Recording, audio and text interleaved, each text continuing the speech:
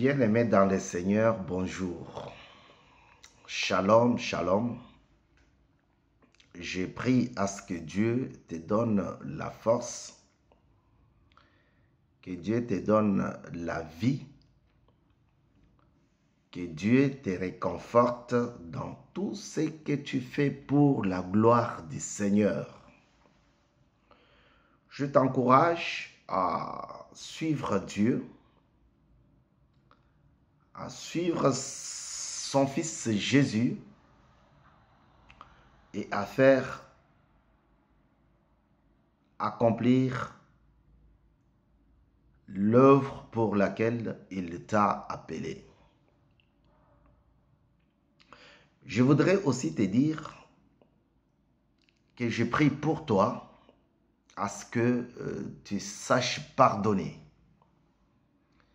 que tu pardonnes ton frère, que tu pardonnes ta sœur, malgré les menaces, malgré les poisons, malgré la bagarre, la frappe, les insultes, la calomnie, le vol, les viols, malgré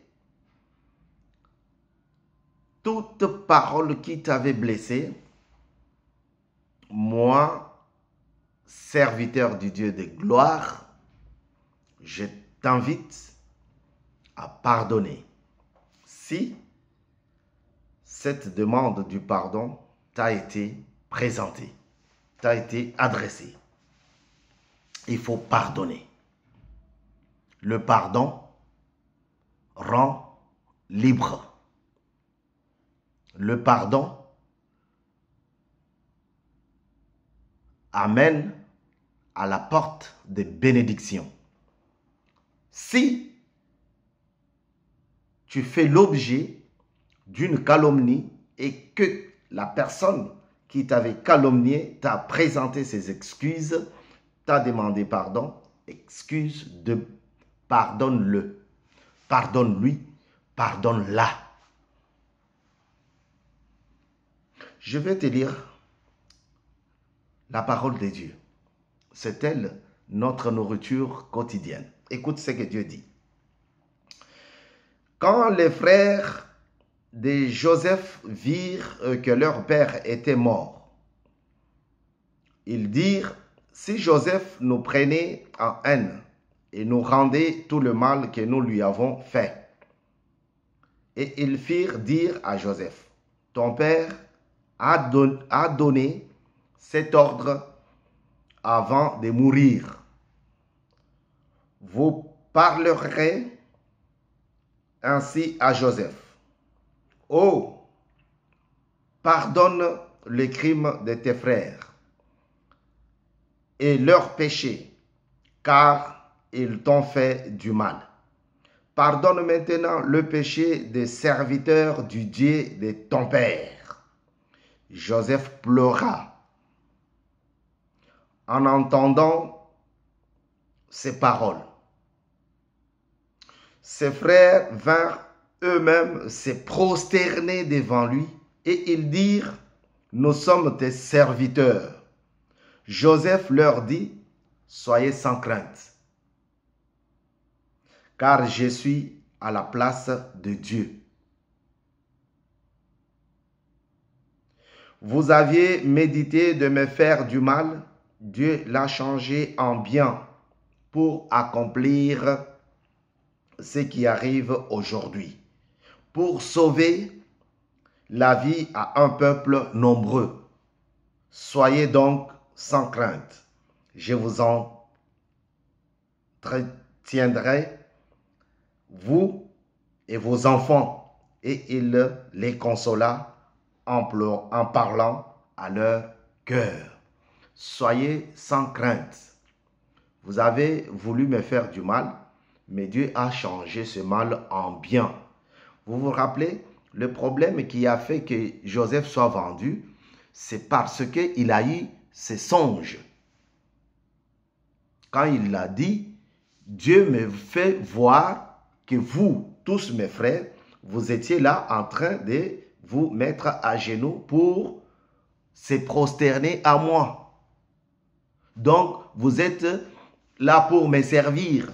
Je suis votre chef. C'est là qu'il y a eu le complot. Et il a été vendu. Mais après la mort de leur père, ses frères se souvinrent de ce que leur père les avait demandé. Allez présenter vos excuses, demandez pardon à Joseph en mon nom. C'est ainsi que ils se sont présentés devant lui et ils ont dit, pardonne-nous au nom de ton père. Pardonne-nous. Nous sommes là pour nous protester. La prosternation qu'ils avaient refusée. Maintenant, c'est eux-mêmes qui se mettent à genoux devant leur frère Joseph. Et il pleura. Pleura, il se souvint de la façon dont il a été vendu et il pleura. Mais il leur dit, soyez sans crainte. Je ne veux pas seulement m'occuper de vous, je ne veux pas seulement me protéger vous, je ne veux pas seulement vous pardonner vous, mais aussi vos enfants. Alléluia. Quand on te présente les excuses, accepte-les. Tu n'as pas d'autre choix. Tu n'as pas d'autre choix, mon frère, ma soeur. Le Dieu que nous invoquons, c'est le Dieu de la Bible. Le Dieu de la Bible, ce n'est pas un Dieu de querelle. Ce n'est pas un Dieu de menace. Ce n'est pas un Dieu de poison. Ce n'est pas un Dieu de moquerie. Mais c'est un Dieu de puissance. La puissance de Dieu réside dans son pardon. Dieu a pardonné l'homme dans toutes les étapes de la vie. Et si c'est ta sœur qui t'a fait du mal, qui te demande pardon, accepte, pardonne. Si c'est ton frère, accepte et pardonne. Le pardon est une puissance, pas seulement qui guérit, mais qui libère. Et toi et lui qui te demande pardon, vous serez libres. Que cette parole produise des fruits dans ton cœur. Au nom de Jésus, j'ai ainsi dit. Amen.